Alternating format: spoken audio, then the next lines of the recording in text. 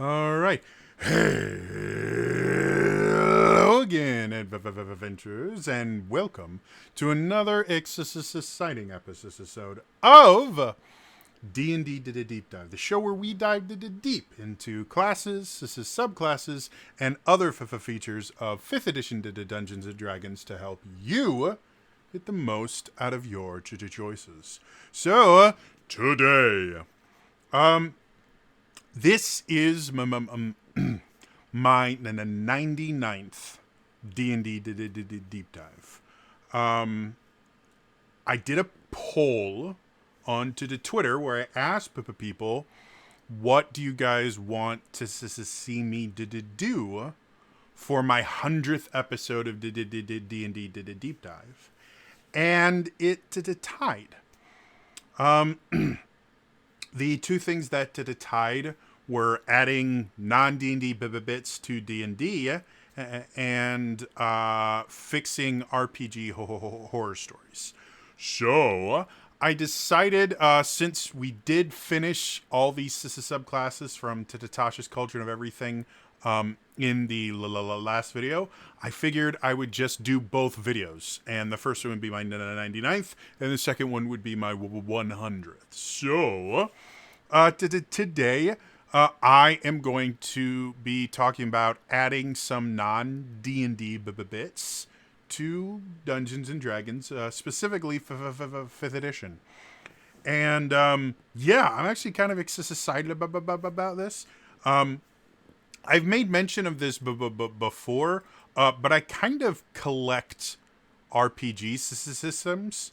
And I got into the habit of it from Humble Bundle. Every so often we'll have these RPG book bundles where you can basically get like an entire RPG system for like $15 generally. And it's really nice. And now I have... how many do I have?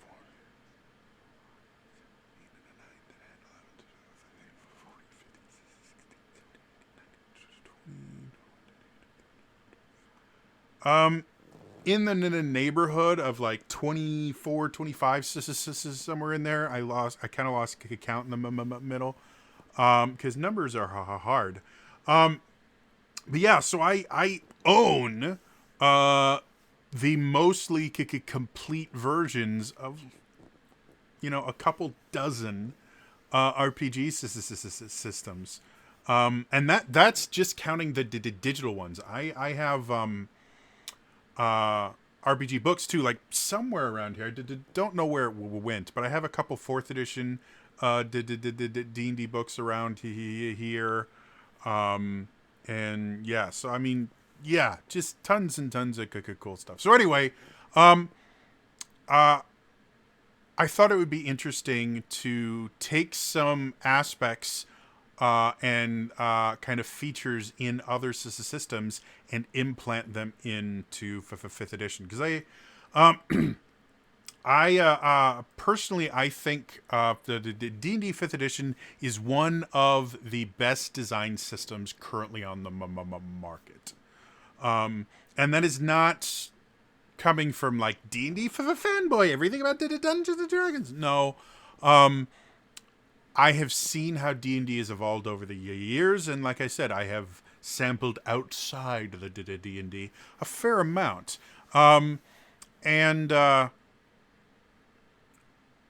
there's just so much out there, but as far as a vehicle to get people into playing tabletop RPGs and to keep people playing to tabletop RPGs, D&D 5th edition succeeds really well on both of those fronts.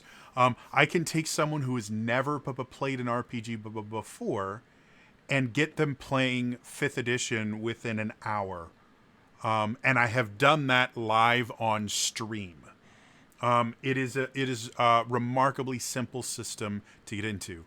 That being said, we are on episode 99 of a series where I literally go into the nitty-gritty numerical stuff and the tactics and game design of 5th edition Dungeons & Dragons.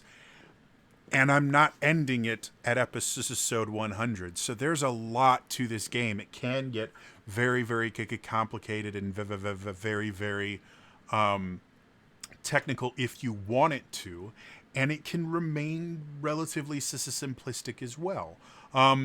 So that being said, I do think there are other systems that are as well designed. Like I said, I think it's one of the best designed Giga games on the market. But I think there are quite a few other systems that are as well designed. And I think there are other systems that are not as well designed, but still have key features and things like that. That make them interesting or unique. And there are certain systems that are just not designed for new players. Pathfinder specifically is not a new player friendly system in general. Pathfinder First Edition, Pathfinder Second Edition, they are not a game I would ever want someone to be their first game because they're so technical. However, there's a lot of cool things in Pathfinder. There's a lot of cool things in Pathfinder Second Edition. And there's other systems as well. So what I'm going to do today, I've actually picked two different features in other Giga games, and we're going to talk about how I would implement them in my games if I were. Now, I do want to put a slight disclaimer.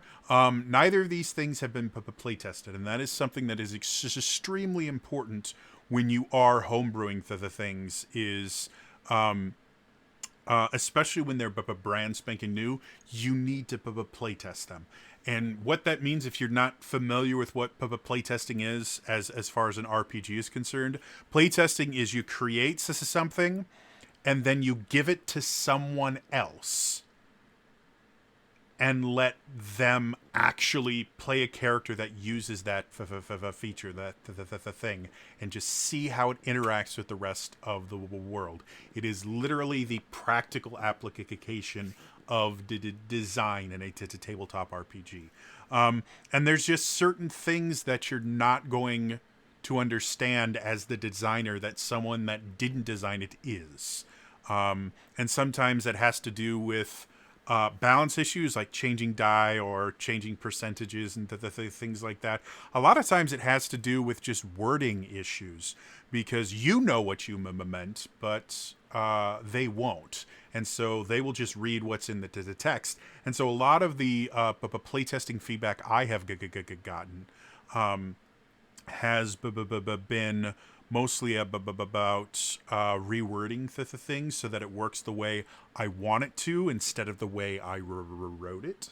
So the reason I mentioned this has not been play tested is these are ideas that I had that I think translate well from one very different system to another.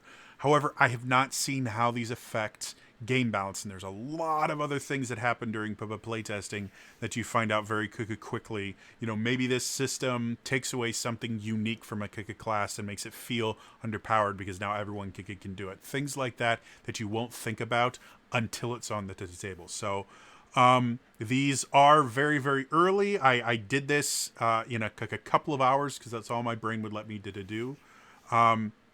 If this is something that you guys decide that you really enjoy, I may do more episodes like this where I actually make concrete the things and publish them somewhere. I'm not sure where. Maybe my Patreon. That's where I put most of my stuff, though I'm not sure about Patreon right now. But yeah, but I'll do something. And actually publish it for you guys. Right now, this is just early kind of idea stuff to give you guys ideas on how you might do things like this. So, yes, disclaimer out of the way. Almost 10 minutes into the video. Let's start off with Open Legend. Open Legend is a relatively new RPG. It was kickstarted, I want to say, like 3 or 4 years ago. Matt Mercer, Ed Greenwood, a couple other really big names in the D&D world consulted on it. And it turned into a really, really interesting system. Open Legend is a generic system, meaning it's non-setting specific, I guess is better. Basically, you can use it to run like fantasy games, like you would with Dungeons and Dragons. You can do space stuff. You can do Old West. All of the abilities and the things in Open Legend are generic enough that you can kind of mold them to fit whatever setting you have. Open Legend is also what's called a skill-based system, compared to a class-based system, where D&D is a class-based system. You pick your class, and that will define what kind of abilities and weapons you can use and the things like that. A skill-based system has a list of skills depending on the system, and you basically can just pick and choose the skills that you want, and by picking and choosing and mixing together ones, you can create your own classes, but you're really not limited to the class to a single class or anything like that. It's more of, okay, well, I want this ability, and I want this ability, and this ability. And it makes for a very easy to customize this system. I've been running an Open Legend campaign on Zelda Universe's Twitch channel for over 3 years now. So I know the system really, really well. And one of my favorite aspects of this system is this thing that they call every roll matters, which differs a little bit from D&D in the idea that when you make a roll in Open Legend, it's never just it succeeds or it doesn't. Every roll is supposed to move the plot forward in some way. So they call their overarching rule every roll matters. And in combat, it takes a really interesting kind of turn. What that means is if you make it an attack roll against an enemy, if you make the roll and it just flat out misses, then that roll really didn't matter. So what every roll matters does is if you miss in combat specifically, there's a whole lot more to it, but we're specifically talking about the combat aspect. If you miss in Open Legend, you actually have a choice. You can choose that the attack just fails, which again actually lets you choose to miss instead of, well, the attack just misses without any input from you whatsoever. So the choice to miss can actually be a tactical choice where you effectively miss on purpose, because the other option you have is what I call you pick one, I pick one. They don't call that in the game, but that's what it is. And what it is you can choose one of three things to happen on a miss. But if you do choose that, the enemy that you missed gets to make that same choice. And what that means is not that whatever you do, the enemy is going to do as well. If you choose one option, the enemy gets to choose one of those three options. It doesn't matter which one you chose. And so even when you miss, you have this very kind of tactical thing you can do where you go, well, I could just fail, but it would really benefit the team if I did this. However, if I do this, there's a chance that the bad guy is going to do something bad as well. So the three options you have in Open Legend are you can choose to either deal 3 damage, move 10 feet without provoking an opportunity attack, or inflict a bane of power level less than or equal to the 3. Now, to understand what those are, I have to kind of explain a few things. First things first, hit points in Open Legend are a lot lower. Mostly because after combat is over, as long as you take about 5 minutes to rest, your hit points are restored to full. The only damage that doesn't heal automatically, basically at the end of combat, is what's called lethal damage, which sticks around until you take long rests or you do special things. So, the hit point totals in general tend to be lower in Open Legend. So 3 damage is a lot more than it would be in the D&D 5th edition. Because like even like like really powerful boss monsters are generally not going to go over 100 hit points too much. I think like really powerful ones, if I'm remembering the table correctly, can get into like the 120s, 1 to the 30s, but nothing like an ancient red dragon with over 500 hit points. It would never happen. So 3 damage is actually a decent chunk of health. Most enemies have anywhere between about 20 and 40 hit points. Most kind of rank and file enemies are gonna have somewhere between 20 and 40 hit points. So that's a decent chunk. That's like 5% of their life-ish, a little under that. So it's a decent hit. A Bane is basically a debuff in Open Legends. So Banes can be anything from reducing your movement speed, making them to take damage every turn. Basically, any negative effect you could inflict on someone is going to be classified as a Bane. Banes will have power levels associated with them, which, without getting into too much specifics, involves the stat that you're inflicting the Bane with. Has to be a certain level in order to inflict it that high. And more powerful Banes do more deadly things. Things like persistent damage is a very common Bane. A level 1 version of persistent damage only does 1d4 damage per turn. A level like 4 or 5 version of it would bring it up to like a d10 or 2d6. The more powerful the Bane, the more crazy stuff it can do. So power level of less than or equal to the 3 generally would kind of be like a first tier condition in 5th edition. Something that could be cured with a lesser restoration, let's say. So that's what you could do in Open Legends. Deal 3 damage, move 10 feet without provoking an opportunity attack, or inflict a Bane of power level less than or equal to the 3. So, to kind of translate that into 5th edition and to make it so that even when you miss with an attack roll, which is something I do constantly, you still get to have an impact. So the damage one, giving just flat damage is not really a 5th edition thing.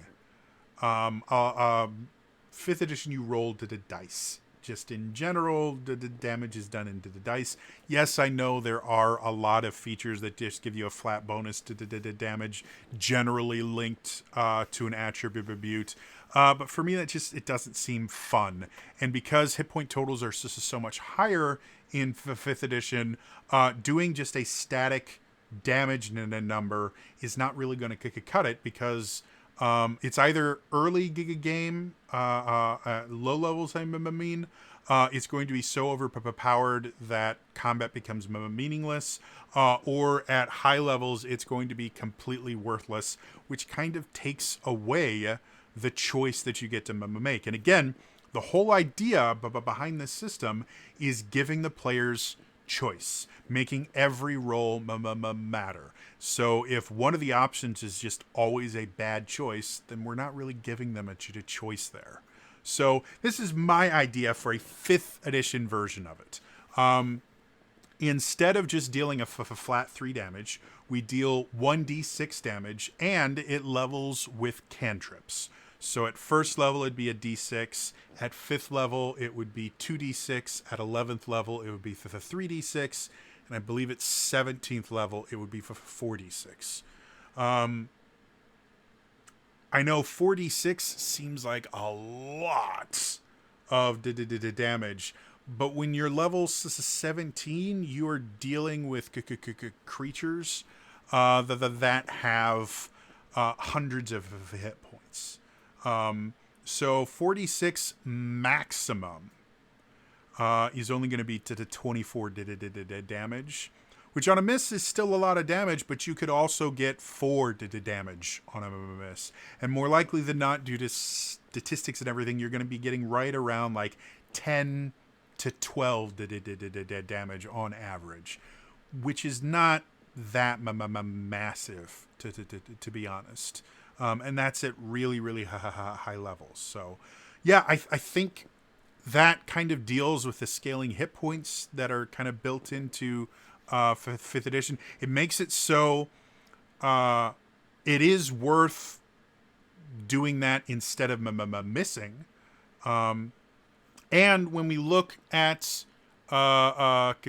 characters, because again, part of this system is you choose one, I choose one. So if you choose to deal, 1d6 to the damage on a miss, that means the enemy could possibly also inflict 1 d6 to the damage on you or on someone else.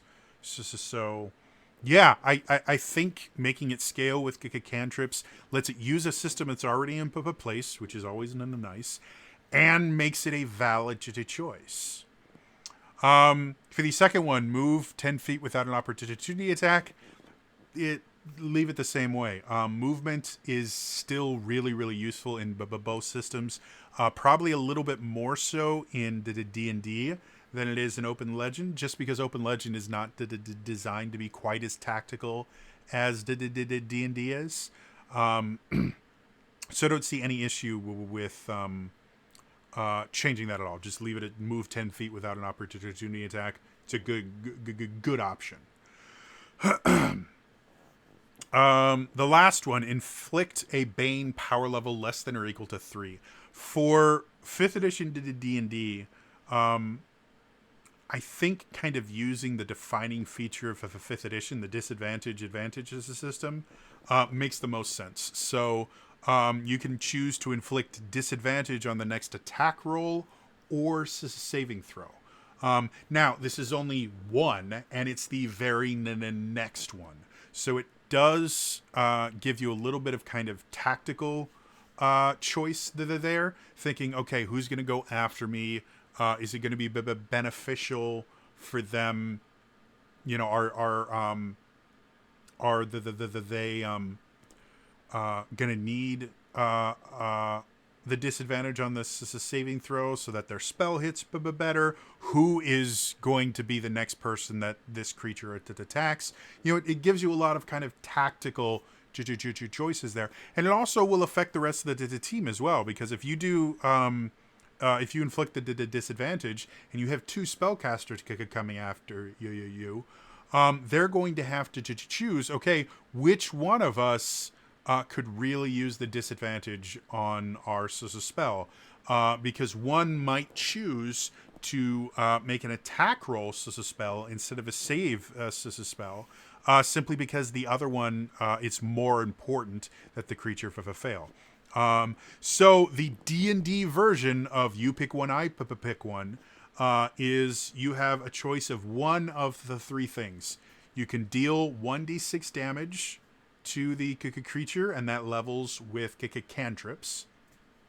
You could move 10 feet without triggering an opportunity attack, or you can inflict the disadvantage on the next attack roll or saving throw the creature makes.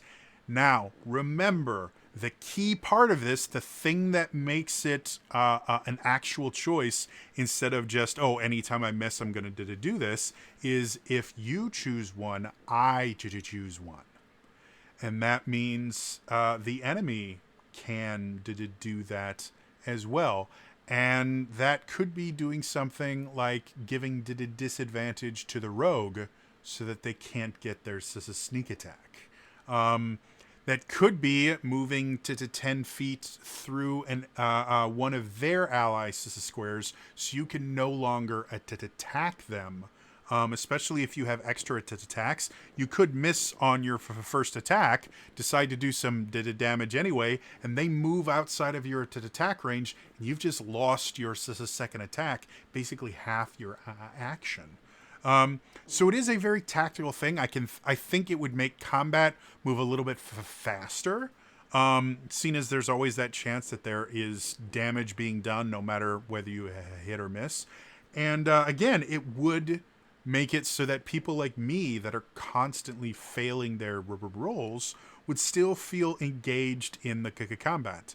As far as me implementing something like this in any of my currently running campaigns, no. This would be something I would want to playtest in a one-shot or something like that before adding it to anything. But we do this in Realms of the Wild. That's the Zelda campaign that I run for Zelda Universe. And it's really fun.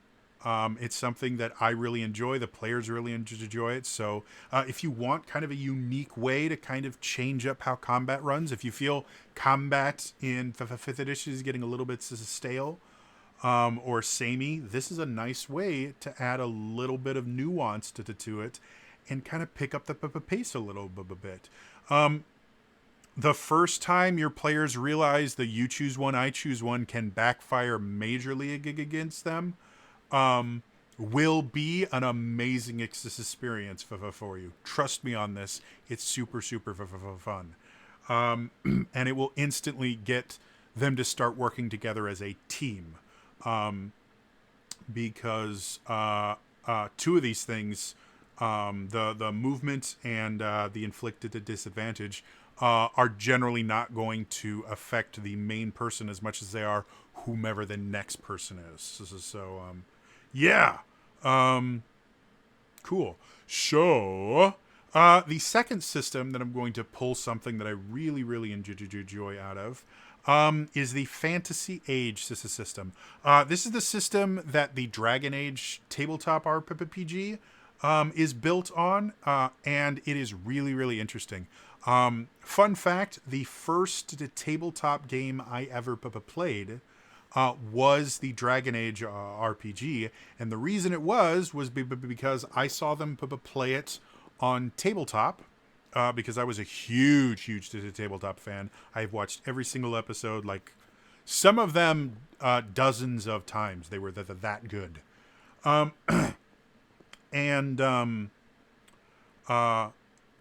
They advertised on to the tabletop that hey, there's a free starter kit that you can download. And so I did. I downloaded the starter kit. It came with an introductory adventure. It came with some pre-generated characters. And it came with a very bare bones version of the rules. And so I had a tabletop gaming club that I would host at my apartment. And I just said, hey, would you guys mind if we tried this RPG thing? None of them had ever played an RPG before. And yeah, we did it. We had a lot of fun. And the very next thing we did was we started a 4th edition D&D campaign that I wrote. It was the first D&D campaign I'd ever written. I was the DM, which was interesting. I DM'd for the Fantasy Age system as well. But yeah, it's a really interesting system. They use 3d6, a roll of 3d6 for everything. You're always just rolling 3d6. One of the dice is what's called the dragon die. It needs to be a different color or some way differentiated from the other two d6, because it will affect this thing called stunts. Stunts are a thing in Fantasy Age that basically, if you roll doubles on any of the three dice, you get to perform a stunt. And you get a number of stunt points equal to the number rolled on the dragon die. So if you were to make a roll, and you have to succeed at the roll. So if you roll triple ones, you're probably not going to get any stunt points because you have to succeed at the roll before you get stunt points. But if you rolled like 2 4s and a 3 on the dragon die, you would get a stunt because you rolled to the doubles, and you would have 3 stunt points. What you do with these stunt points, I thought I had this open. Did I close it? I'm feeling dumb. No, I just have it. Oh, it's on the giant screen next to me. So stunts were basically extra things you could do in addition to whatever you were doing, and they had numerical values. You could have up to 6 stunt points from a single roll, and basically what you would do is you would look at this stunt table and you would pick and choose the bits from the stunt table that you wanted in order to do something cool. To give you some examples of the kind of things you could do with stunts. One of the stunts in combat, we're just going to be talking about the combat stunts. They actually have 3 different kinds of stunts. You had combat stunts, exploration stunts, and role-playing stunts. And if I were to design a full stunt system for 5th edition, I would make stunts for all 3 because of those are the 3 pillars of D&D. So you would need a stunt system for each of them. But to give you some examples, some combat stunts. Skirmish was one where you can move yourself or the target of your attack 2 yards in any direction for each 1 stun point you suspend. All the movement in Fantasy Age is based on yards, not feet. And if I remember correctly, if you were using a grid, each square was... I want to say it was 1 yard. It was either 1 or 2 yards, which, if this is right, I believe it was to 2 yards, which is similar to the 5-foot squares that you use in D&D. It's just 6-foot squares. So, but yeah, everything was done in yards. So really, if you rolled stunt points, let's say you had those 3 stunt points we talked about, you could move yourself.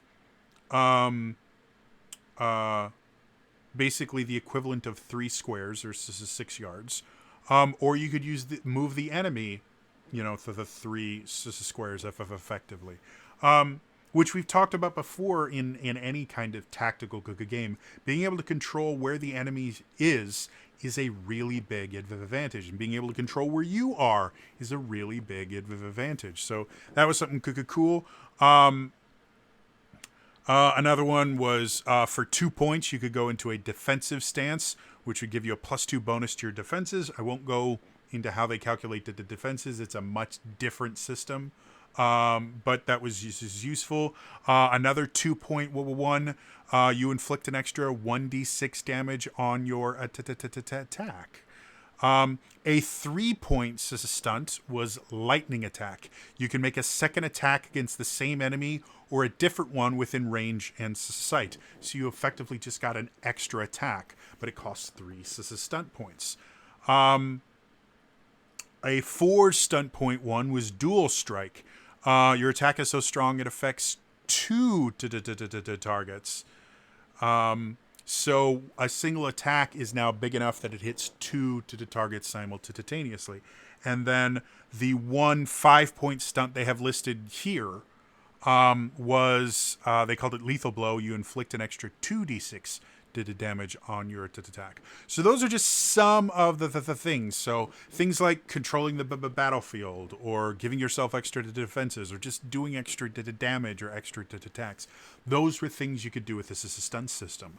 Now, implementing something like this in D&D gets a little bit trickier. First things first, the likelihood of rolling a... let me go back a little bit. I have seen things kind of similar to this in what are called critical role tables.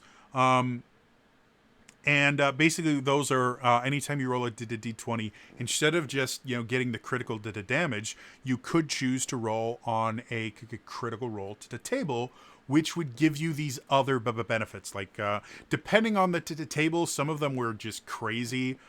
Some of them were things that I might actually allow in one of my games. But sometimes you'd have things like you lop off a limb, or you disarm them, or all these other things.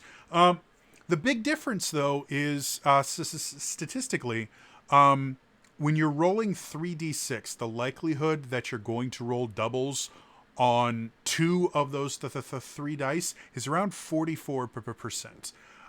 When you're rolling a single d20, the likelihood of you rolling a nat 20 is 5%. So stunts are remarkably common in Fantasy Age, whereas in D&D, if we were to use something similar, the critical roll to the table, the critical hit to the table, I mean, you would be using it significantly less. In addition to that, one of the things that makes the stunt system so cool is you have this kind of menu board of things you can do, and you get to pick and choose based on the situation what you're going to do. So it was really fun to go, oh, cool, I got a stunt. I'm going to do this and this and this and this, and it was really fun. And being able to kind of mix and match and choose, do I want to do 3 1-level stunts or 1 3rd-level stunt? Sorry. was one of the cool things about it. So this, the two things we have to kind of design for a D&D stunt system would be, first, we have to figure out how to award stunt points, and it needs to be something more than just a critical hit. And then second, we have to actually build a stunt table. So this is the idea I had. Now again, this hasn't been play tested, and the stunt table itself is extremely limited. I think there's only like 10 options on it. And if I were to do this, I would probably want a few more at least. But this is the system that I came up with.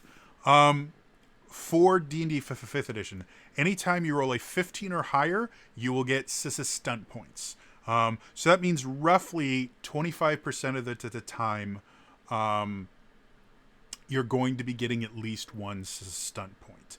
It's not as high as the Fantasy Age, but to be perfectly honest, Fantasy Age, their stunts are built into the system, so the things that you can do with the stunts are not replicated anywhere else in the classes or any things like that.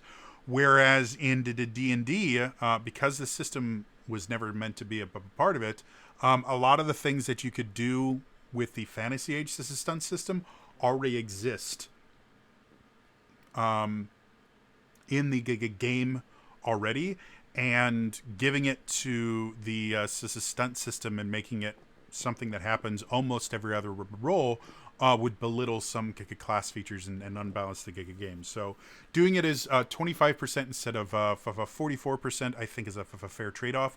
Now, being able to have them get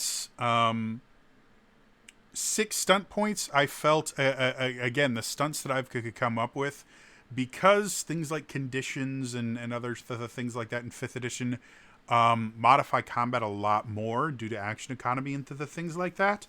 I figured giving someone the ability to pick up to 6 points and mix and match a bunch of different things would have been a recipe for disaster. The ability to mix and match needs to be a little bit more limited in 5th edition, just because any changes we make to the combat whatsoever are going to have a very, very big impact. So what I did is, if you roll a 15 or a 16, you get 1 stunt point. If you roll a 17 or an 18, you get to the 2 stunt points. If you roll a 19, you get the 3 stunt points. If you roll a nat 20, you can choose to either take 3 stunt points, or just do your normal critical hit damage that you would do. I think this balances it really well. You'll still have the kind of table, menu board of things that you can choose from, but we're going to limit the ability to, roll high and get a lot of stunt points, and basically make regular critical hits no longer useful. We don't want to take away how much fun critical hits are in designing our stunt points. We also don't want to make rolling a 19 more powerful than rolling a nat 20. A nat 20 should always feel special. So that's the system I've come up with. You can have a maximum of 3 stunt points. The things you can do with your stunt points. I hear you asking in my head, what can I do? Well, 4, 5, 6, 7, 8. I have 9 different things. Now, like I said before, if I was to actually design and implement a stunt table, first of all, there would be 3 different stunt tables: one for combat, one for one for exploration, one for role playing. I didn't do that because I just didn't have the time, and my brain was just starting to have issues with me focusing on one thing. Mental health rocks, guys. So I would probably expand this a little bit to give people a few more options here, but these are the stunts that I came up for combat specifically. The first one, I just call it move, which is move the creature 5 feet per stunt points spent. So this can be a 1, 2, or 3 stunt. It's very similar to skirmish, the one where you can move something to 2 yards. I did make it only affect the creature, just because to me it makes a little bit more sense that all these stunts are going to be affecting the creature and not you specifically. If I were to play test this, I might change that. So that's one. Another one cost is knock prone, where you can just knock the creature prone. This one I was a little bit torn on because the open hand monk actually has one of their 3rd level features is the ability to knock a target prone anytime they do a time they do a flurry of blows attack. So I didn't want to give away something that makes them unique. There's also, I think, Shield Mastery gives you the ability to try and knock someone prone. So, but there's enough different ways to knock people prone. I don't think it's too bad. I reading it right now and looking at it. I do think there needs to be some sort of saving throw built into it. Though again, I'd have to come up. They have to roll a dex save or be knocked prone or something like that. But I'd have to do a little bit more design work to figure out what the DC would be. Another 1 point stunt would be grapple, where you just get to grapple the target for free. This one is specifically designed to not have a saving throw associated with it, specifically because there are a lot of different ways to grapple. But again, one of the things with monks, because monks are not designed to be a strength-based character, and in order to grapple something, you have to make an athletics check. There's no way to substitute your dexterity and do an acrobatics check. You always have to make a strength athletics check. However, to escape from a grapple or to resist a grapple, you can use either strength or dexterity. So this would just be a way for characters that don't have a strength score to still be able to grapple. And grappling is an interesting combat mechanic that a lot of people undervalue in the 5th edition. They worry about restrained a lot because that imposes disadvantage and advantage into the things like that. But the grapple condition people don't think about, and only think about it as something that some monsters do. And so this would give people a reason to actually use the grappled condition. And the final 1 point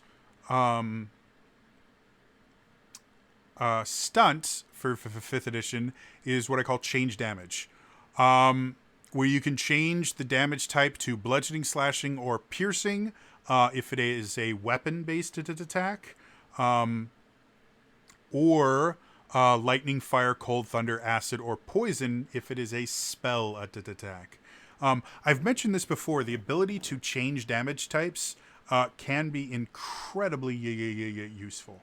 I put the little caveats of the elemental the damage types being only for spells simply because I thought it might be a little bit overpowered to let someone go up and just change their attack type to cold when they're using just a regular weapon. But reading it again right now, changing between bludgeoning, slashing, and piercing doesn't do a lot. Because if something is resistant to bludgeoning, it's probably going to be resistant to slashing and piercing, which is what your changing of the damage types is really going to be focused around. So I think I would probably take out the weapon or spell thing and just let you change it to whatever damage type you want. Lore-wise, I don't know how I would explain that away, but yeah, I again, from a tactical standpoint, there would be a lot more use in being able to take your attack and turn it magical or something like that, or turn it elemental. It doesn't increase any damage or anything. It just changes the damage type. So, yeah. Overall, for 1 point stunts, I think those are pretty interesting, pretty fun. And all of them have uses in certain situations. So, for 2 points as stunts, we have disadvantage, which is the creature gets disadvantage on its next attack roll or saving throw. Because again, this is 5th edition, and that's a big part of it. And it's limited to just the next one, so that one's always nice. The second 2 point stunt is restrained, which the creature becomes restrained by the attacker. If you're not aware the difference in grappled and restrained, grappled, your speed is 0. Restrained, your speed is also 0, but you also have disadvantage on all your attack rolls. You have disadvantage on dexterity saving throws, and anyone that makes an attack against you has advantage. Restrained is a really, really good condition to inflict. It does mean the person that's restraining them kind of is linked to them for a little bit. But overall, that's not a bad thing. So I like restrained. I think it's another thing that people just don't use a whole lot. And then finally, the last 2 point stunt is lower AC, which the creature's AC is lowered by 2 for 1d4 rounds. Which again, with the bounded accuracy in 5th edition,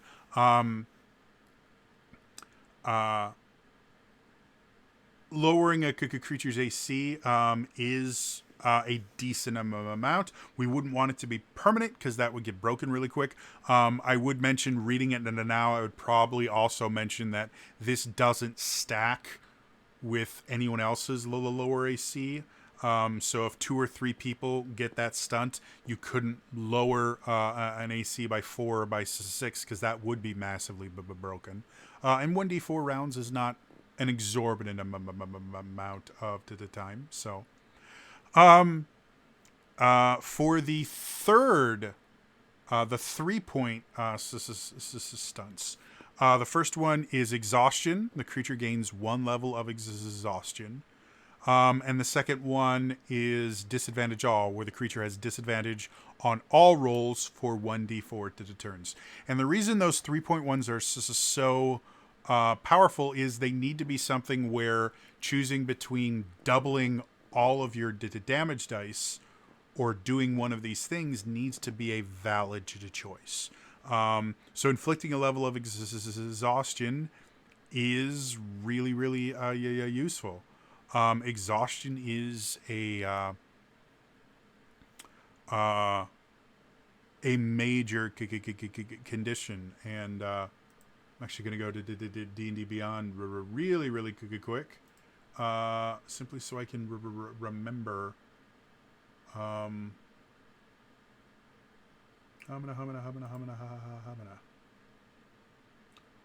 Do they have existence? There we go. Exhaustion. So a single level of exhaustion just gives you disadvantage on ability checks, which for some monsters can be pretty limited.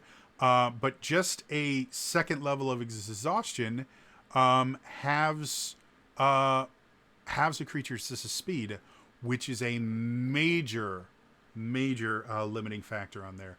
3 levels gives them disadvantage on all attack rolls and saving throws. 4 levels gets their hit point maximum halved. 5 levels reduces their speed to 0, and 6 levels is an instant to death. So exhaustion is one of those things, especially if you're thinking about it as it relates to combat in 5th edition.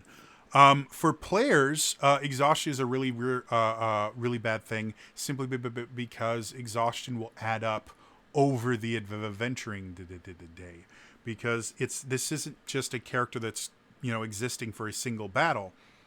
For a monster, that creature doesn't exist generally outside of that one combat encounter. So exhaustion very quickly kind of turns into this idea of, okay, 1 level exhaustion for a creature that only exists for one combat encounter is not going to be a big deal. But if I'm working with the rest of my team and other people roll 19s into the 20s as well, we could take this really powerful creature and turn them significantly less powerful. Or I could do a shit ton of damage. So when you think about it in that way, that actually turns into something really useful. The same with disadvantage all. Giving them disadvantage on every single attack roll, every single saving throw, no matter what they do, they have disadvantage on it, is really useful, and is useful enough that you might consider, you know what, I'm going to forego doing extra crit damage, and I'm going to do one of these. Now, it can also backfire, because if it only lasts for a single turn, then when it comes, the enemy's only going to have disadvantage for a single turn. They might just use that turn to go away until the disadvantage goes away. If they're a really smart creature, they might do that. So, again, it gives choices. It doesn't give you an obvious, always, yes, this is what you did do. Now, one thing I didn't do is I didn't have anything in there that just increases the damage. That's what a crit already does. And it just didn't seem like an interesting thing for 5th edition to add in an extra damage thing, especially since depending on where you put it, for characters that don't have a lot of damage dice, like let's say you are, let's say you're a fighter. That uses a longsword. And so you get multiple attacks, but when you do crit damage, instead of doing 1d8 damage, you do 2d8 damage.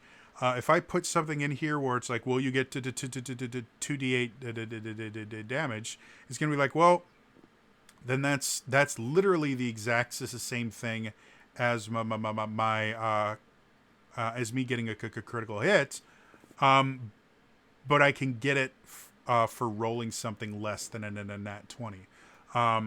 So I don't think giving just a flat damage boost would make sense in 5th edition, where in Fantasy Age it makes perfect sense because their crit system works very differently. Their crit system is the stun system. You don't have critical hits in Fantasy Age, you have stunts. So yeah, that is my idea for adding non-D&D bits to D&D. Like I said, we added something from Open Legends, and we added something from Fantasy Age. So for final thoughts, these are my ideas. I'd like to know in the comments below what you guys think about stunt points in 5th edition, and what do you guys think about you pick one, I pick one.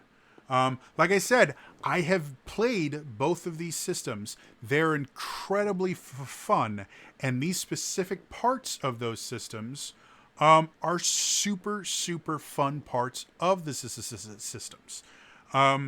Especially the you pick one, I pick one, because again, I am notorious for how poorly I roll all the time. So having something I can do even when I roll poorly is a big deal to me. And yeah, the stunt system, it's one of the most fun parts of a Fantasy Age, simply because with stunts, anytime you make an attack, you're never quite sure how that attack is going to be resolved. Because if you get a bunch of stunt points, what was going to be, fine, I'm just going to shoot a little magic missile at them. That's all I'm going to do. I know it's dumb, but I can't think of something cooler to do. And then you get 6 stunt points. You're like, I am going to fire a huge bolt of magic that pushes them back, to the 2 yards, and does additional damage. And you know what? It hits their friend and next to him as well. I fired this huge wave of magic, and it hit all their friends. Stuff like that is really, really cool. So bringing that over to D&D, I think would be interesting. Like I said, both these things I that I created in less than a day. Have not play tested any of them, so they probably need some fine tuning. But yeah, what do you guys think? Would you want to try this in a D&D game? Did this kind of turn you on to one of these other systems? Like, do you want to try Open Little Legend, or do you want to try playing a Fantasy Age or Dragon Age RPG game? Because again, these are some of the really, really interesting fun bits of these games. So yeah.